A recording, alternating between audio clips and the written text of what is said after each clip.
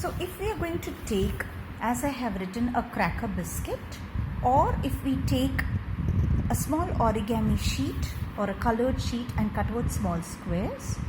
So I have one piece here. Is this a square?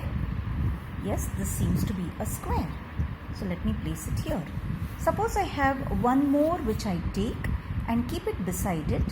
Does it become a square? Here or anywhere else that I place, does it become a square? This seems to be only a rectangle, however and wherever you may keep.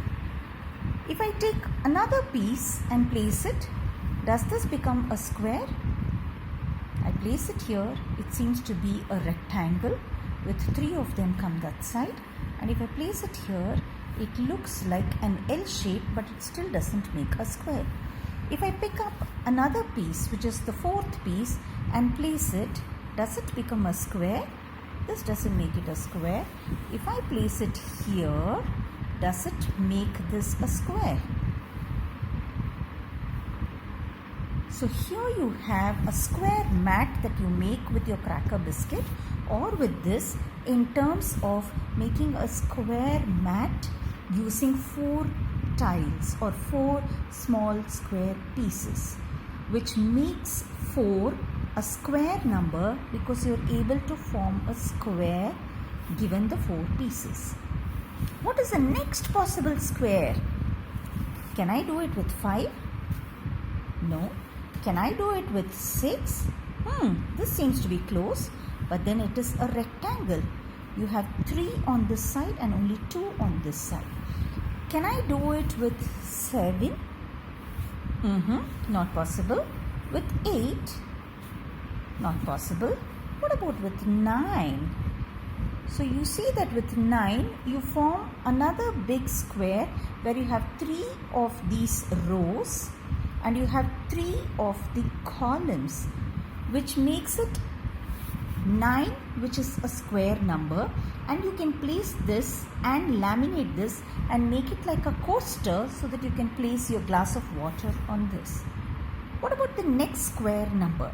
So I'm going to try and see if I can use alternate colors for you to clearly understand how, when we place these colors in these locations, you find that when you have 4 of these and 4 of these, you seem to form a square.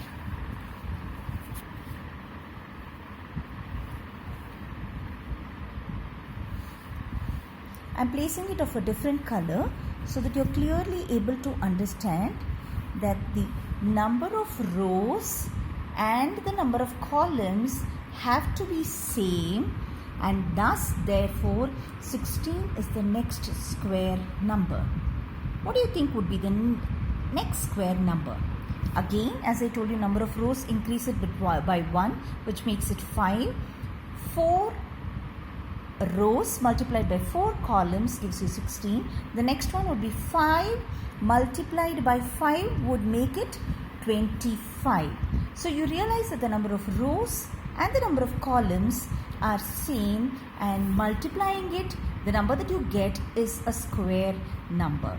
So 5 into 5 is 25, which is the next square number, which you can make a bigger toast, the one which you can place it for your mat on the table to place anything which is slightly bigger, maybe a cup of noodles that mama makes.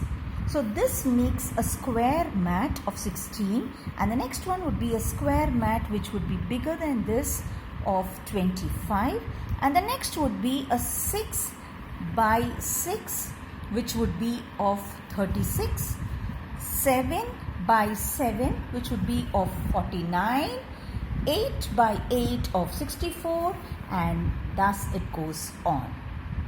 So try this out and see how lovely your coaster mats turn out to be.